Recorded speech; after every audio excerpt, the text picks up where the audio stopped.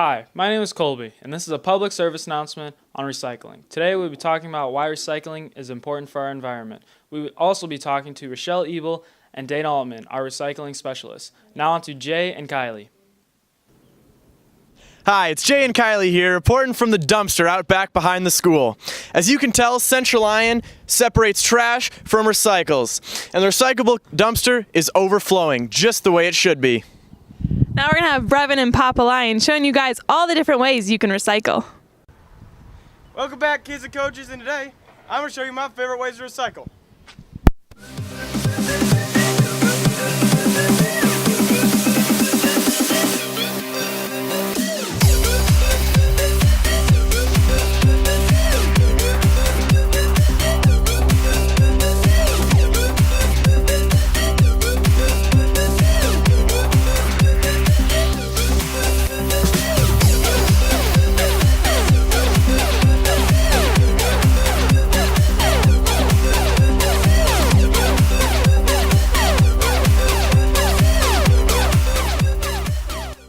Hi, I'm Carter Kroll, and today I'm joined with Cole Hugendorn and Dana Altman, which is a recycling expert from Dennis Sanitation.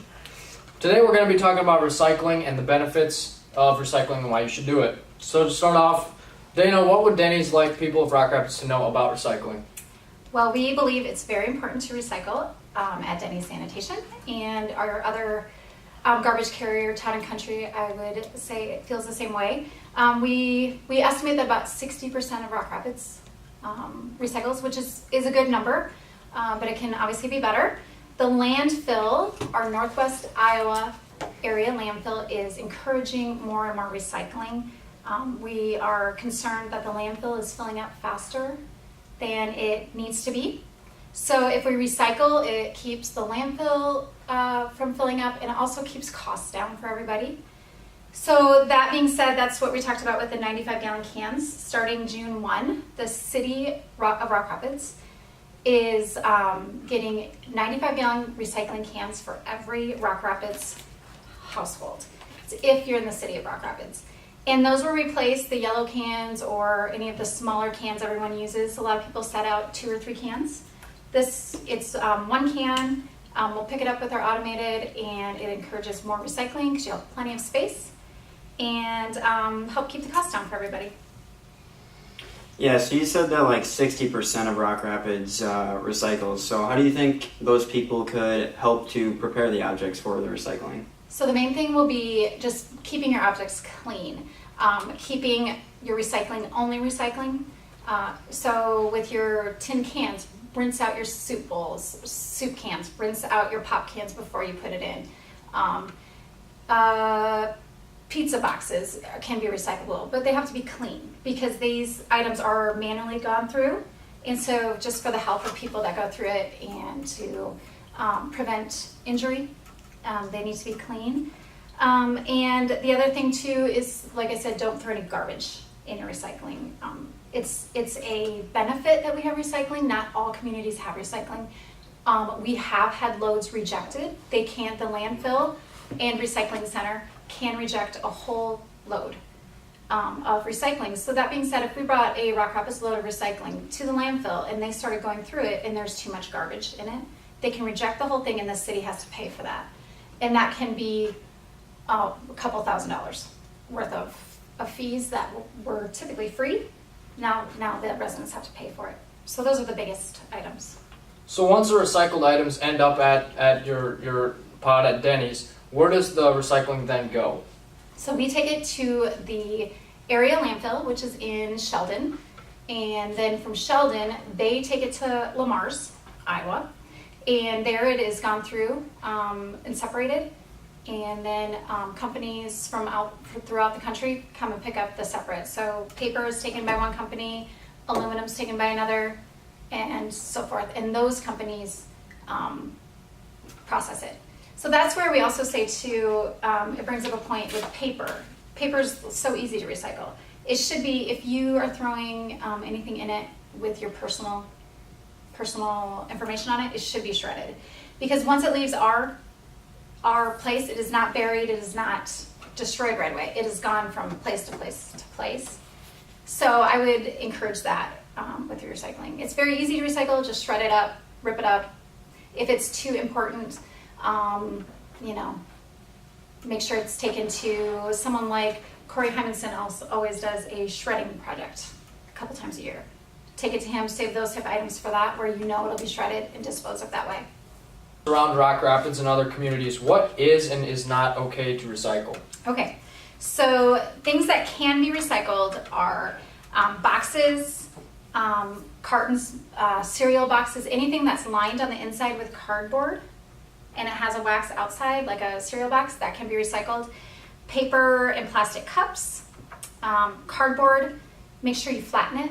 It's easier, you can fit more in your stuff. So pizza boxes, as long as it's not too soiled, not too messy.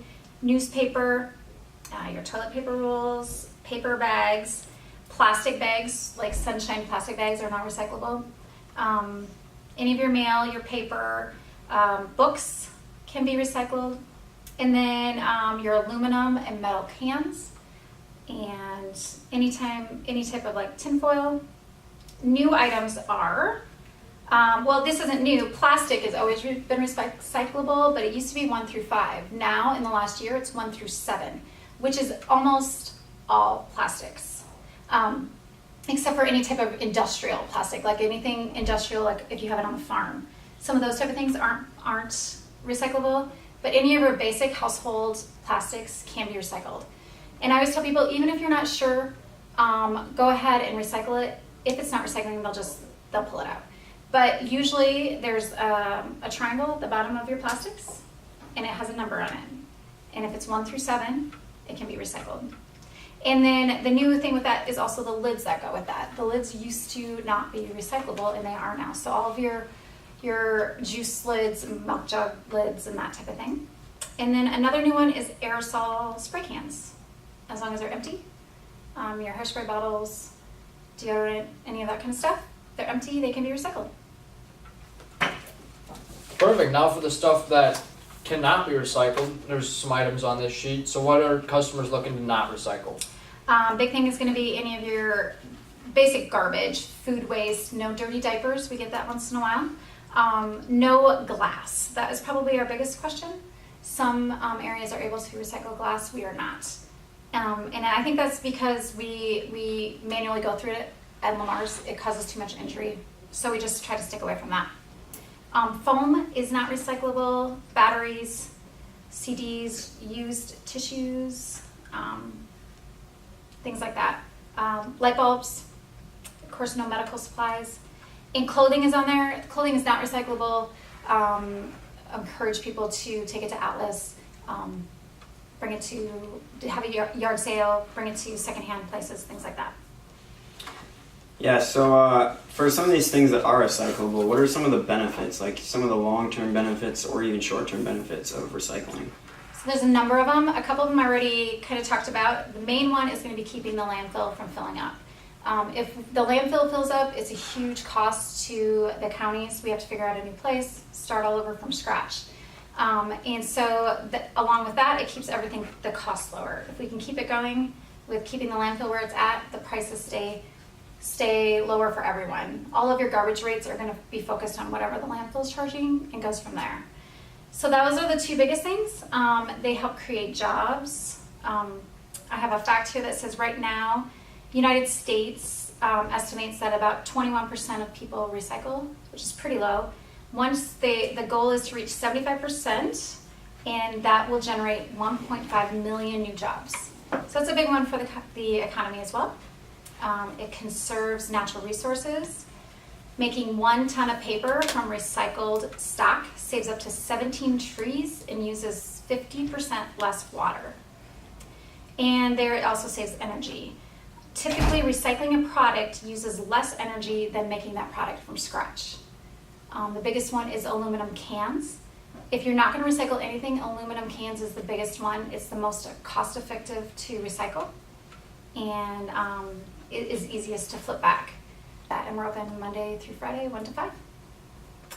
Sounds good. Well, obviously when it's all said and done, recycling is going to help create jobs and other opportunities, and it's cleaner for the environment. So to take away from this video, I would say if you have an item that you're not sure whether or not you can recycle it, stick with the safe side and just recycle it, and the companies will take it out if it's not able to be recycled.